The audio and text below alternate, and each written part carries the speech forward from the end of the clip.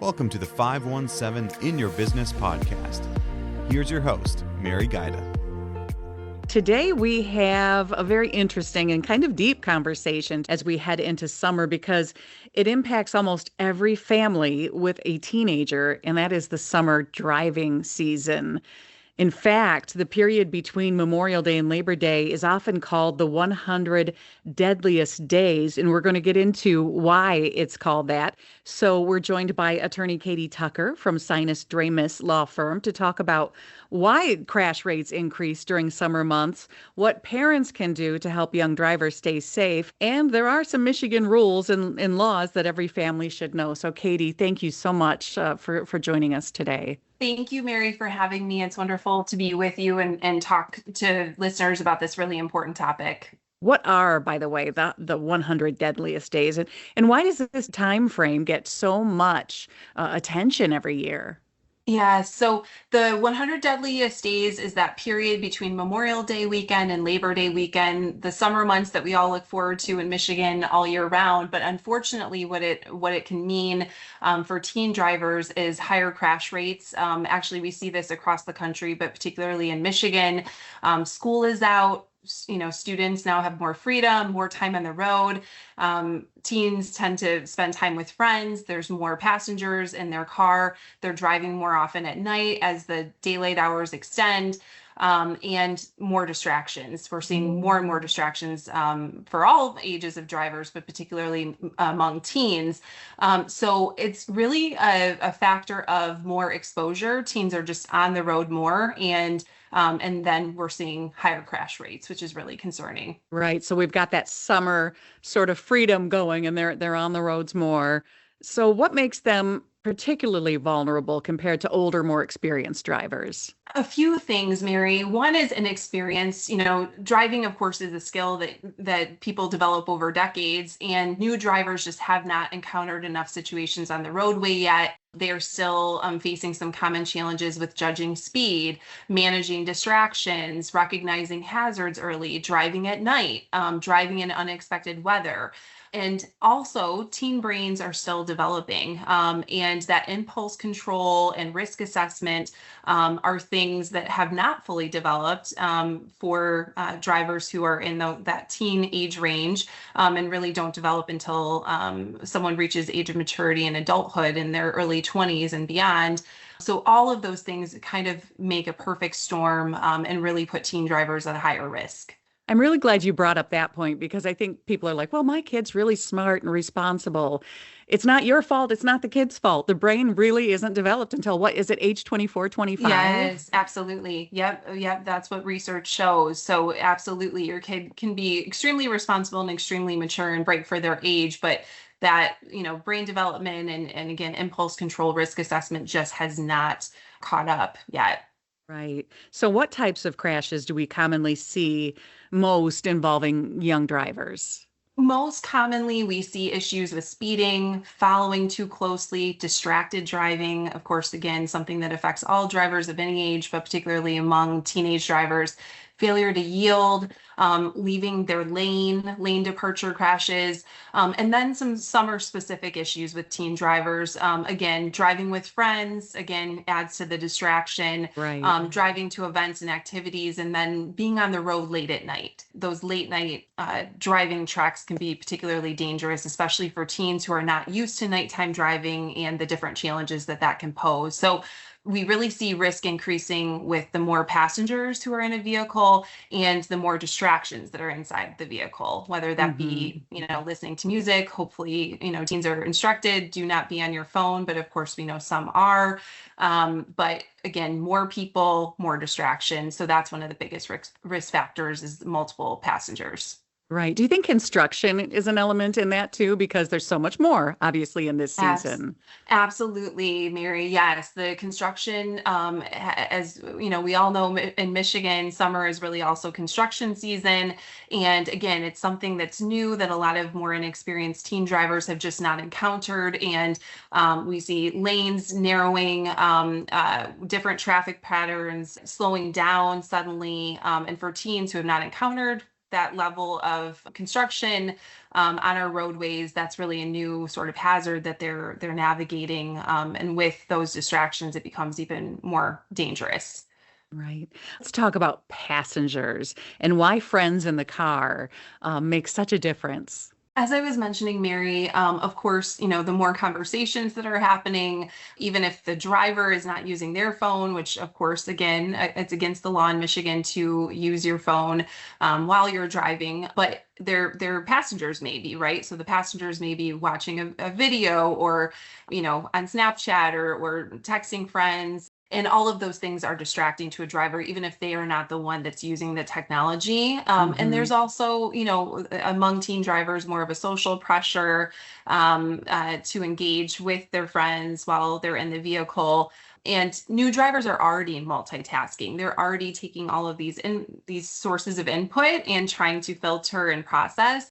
And again, driving is really something that we hone, over years and decades, a skill rather that we hone, and teens just have not honed that skill yet, and so they are still filtering information that for older drivers or people who have been driving for decades, it has become second nature. Teens, that is still new input. So that's why having additional passengers in the car, more distractions, can really be detrimental and dangerous.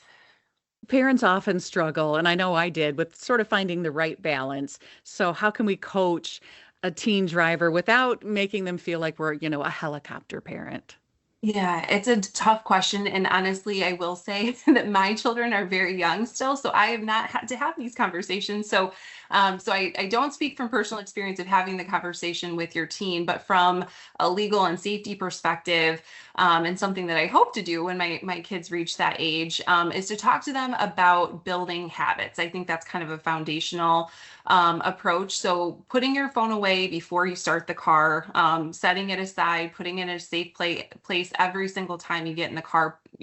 Remove your phone from your person. Of course, always wearing your seatbelt, knowing where you're going and the destination beforehand, making sure if you're using, navigation in your car or on your phone, so long as your phone is in a secure place, not in your hand, making sure that you put your destination in before you take off on your trip. Those are all very basic habits, but ones Hmm. that I think Hmm. if you can ingrain in your kid, you're going to set them off for success. And then again, creating expectations. So, in addition to the habit building, expectations around curfew, limits on passengers, and then maybe check-ins. So, hey, when you've gotten to your destination, check in with us.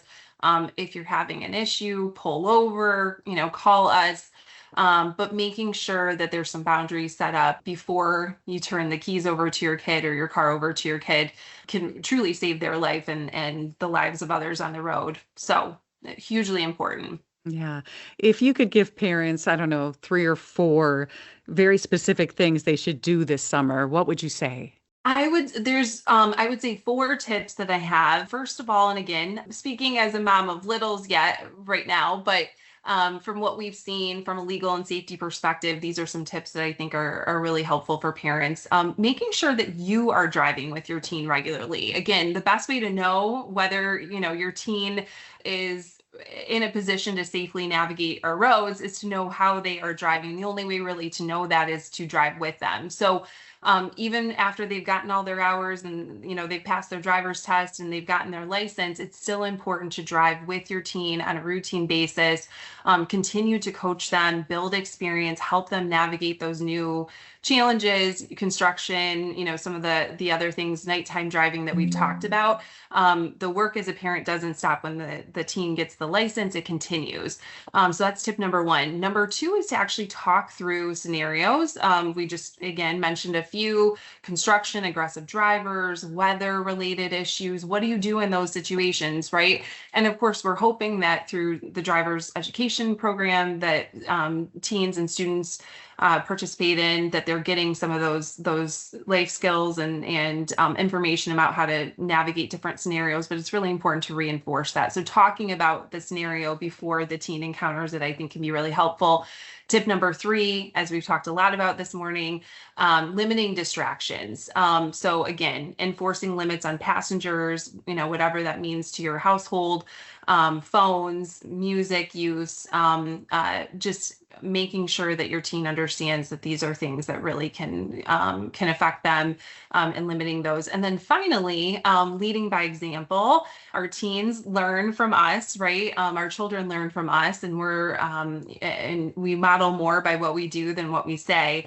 And so when your teen is in the car with you, seeing you following the rules of the road, being a conscientious, safe, careful driver, and while you're driving and encountering different situations, using that as a teaching opportunity and an opportunity to model the behavior that you want to see, when your teen's on the road and you're not in the car with them. Now, Michigan also has what's called a graduated licensing system. Can you tell me what that means and why it exists? Yes. The graduated driver licensing program in Michigan is a 3-stage licensing process that's designed to help new teen drivers, those under 18, safely gain experience. So again, it's that idea that, this is something that a skill that we develop over time, and not something that we attain and then have solidly in place. So gradual introduction to driving is really the purpose, and the core kind of concept underlying this program is that teens earn privileges over time and gain experience in lower risk situations first. So experience is built step by step. It reduces exposure to higher risk situations too early when the teen is just not ready for it. What do you think that some mistakes parents and families make that unintentionally increase the risk for these young drivers? I would say a few that I've seen. Too much freedom too quickly. Again, when your teen gets their license, it's an exciting day, an exciting time, but that skill is one that they're still developing, and it's important that you don't just kind of set them loose out there, that you are doing some of the things that we talked about earlier. You're continuing to monitor them, you're continuing to check in. So too much freedom too quickly is probably the number one mistake. And then not having consistency in terms of rules. So sometimes allowing them to, hey, yeah, for this instance, you can take 5 friends in your big SUV. And for this one occasion, yep, everybody can have the music blasting, and then thinking that, that they're going to follow the rules the rest of the time when you're making those kind of inconsistent exceptions. So I think consistency is really key. And then just not having those conversations that we talked about earlier, discussing distractions, discussing how to navigate different scenarios. So those are all mistakes that we see parents see, and they're easy ones to make. And you want to trust your child, and it's an exciting time for them. It's an exciting time for you to see them get some more freedom, but critical to keep them safe, and remember that having the license does not mean that they are a master driver, and they still need your guidance to continue to hone that important skill. One that comes to mind for me too, that I learned was just maintenance and involving them in the maintenance, especially with tires, because what can happen when you have bald tires, if they don't know how to recognize that, that could really prevent some big issues. And that was something I learned from, just having little situations myself, trial and error. Yeah. Absolutely. Oh my gosh. Absolutely. I think that's another phenomenal tip, Mary, is to talk to them about some of the maintenance issues related to vehicle. And again, to model that with your own vehicle, and take them along when you're attending to some of these things, because again, at some point in their life, they're going to encounter a lot of the same, issues that we all do as vehicle owners. So yeah. So does the vehicle itself matter when it comes to teen safety? It does. I am a big proponent of this, and again, when your teen gets their license, they're excited, they want to get their first car. That's great, but I definitely recommend doing your research and making sure that the car that you are purchasing for them, or maybe you're helping them to purchase, or the car that you're letting them use, has some key safety features. You want to make sure that is a reliable vehicle. It's not one that's going to break down on the side of the road and lead to a very dangerous situation where your teen is kind of stuck on the side of the road or something's happening in that regard. Crash ratings, of course, are important. Making sure the car has as much of the modern safety technology features that are available as possible. But vehicle size really does matter too. And I always say this about my own children. I will make sure that they're in as big of a car as I can get them in. Again, vehicles are a very expensive commitment and purchase for your child, but it's truly one of the most dangerous things that we all do is to drive, and making sure that the vehicle has these safety features and is reliable and is of a size that if it were involved in a crash, your teen is going to walk away from that crash. Those are all really critical things to be thinking about, and focusing only on the appearance of the car or the horsepower really should not be your primary concern, especially as a parent. It should be, is this a safe vehicle for my teen driver to get around in? So. Yeah, that makes a really good point. When our 16-year-old, when our daughter turned 16, she was given a station wagon, and Yes, it was, I it was love it. burgundy. We named it Ron Burgundy, and she I was like, love it. why am I driving this? Because it's bigger. If Perfect. Exactly.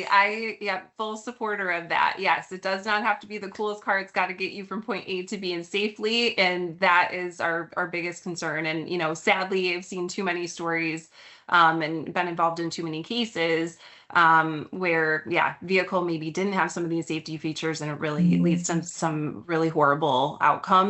So, it may not, the minivan or this, station wagon may not look as cool, right. but it may be just the ticket to make sure your child is safe. So I agree. So let's do a quick lightning round. What are your biggest summer driving reminders? yeah, a slow down. We talked about construction season in Michigan. It's a very real thing. There are actually cameras that will be installed and are already being installed as a result of some legislation from a couple of years ago on the roadway to monitor driver speed in construction zones. So be aware of that, but it is critical to slow down. Those reduced speed limits are in effect for a reason. We've sadly already seen a really significant crash in the mid-Michigan area involving some MDOT workers and fatalities, which is absolutely tragic and awful. But a lot of these situations can be avoided with safe speed. Buckling up every trip, of course, wear your safety belt, your seat belt, keeping your phone out of reach, limiting distractions, and another thing, of course, in the summer months, obviously a reminder, don't drink and drive, don't, use any altering substance and get behind the wheel. It's summer, we all want to have a great time, but be safe. Call the Uber, call the Lyft. Do not get behind the wheel of a car if you have been drinking or using any substance. And I always tell my kids, assume every other driver is a bad one. Yes. Because you may be the best driver in the world, but if someone does something, in front of you, Absolutely. The idea of defensive driving, I remember as a teen, that was something my dad, who really taught me to drive, really instilled in me and still talks about to this day. But being a defensive driver, your teen can be the best teen driver out there. We can all be phenomenal drivers, but it's who we encounter on the roadway and being able to be defensive. And again, that's where we get into don't follow too closely, leave your, self space and time. And be very cognizant and aware of what's going on around you, because, it's ultimately, being a good offensive driver is important, but almost more important to be a good defensive driver. So if parents remember only one thing from this conversation, what would you want it to be? That experience is built over time. That I mentioned a few times this morning, that just because your teen passes the driver's test, it's an exciting time for them and for you, and they have their license, they are not ready to be just left out into the world unfiltered. You still need to coach them. You still need to model good driving habits for them. You still need to have those tough conversations with them about your expectations when they're in the car, and enforcing those consistently, and helping them to prepare and navigate situations that will be unfamiliar to them. Again, the goal is not perfect driving, but the goal is helping teens gain the experience that they need so that they can become confident and responsible drivers for the rest of their life. So, and of course, safe teens, and enjoy their summer. So, Katie, thank you so much for joining us and reminding us. We all need these reminders as parents and aunts and uncles to share with the young ones. And so again, the period between Memorial Day and Labor Day may be known as the 100 Deadliest Days, but with good habits, if we're talking to our kids with strong communication, smart decisions, we can really help our drivers stay safe all summer long. absolutely. Thank you, Mary, for having me. I hope everyone has a fantastic and very safe summer. And I look forward to being with you next time. Thanks. Same to you. Thanks for listening to the 517 In Your Business podcast. Get to know local businesses better by reading 517 Business Magazine. Get your subscription at 517mag.com/subscribe.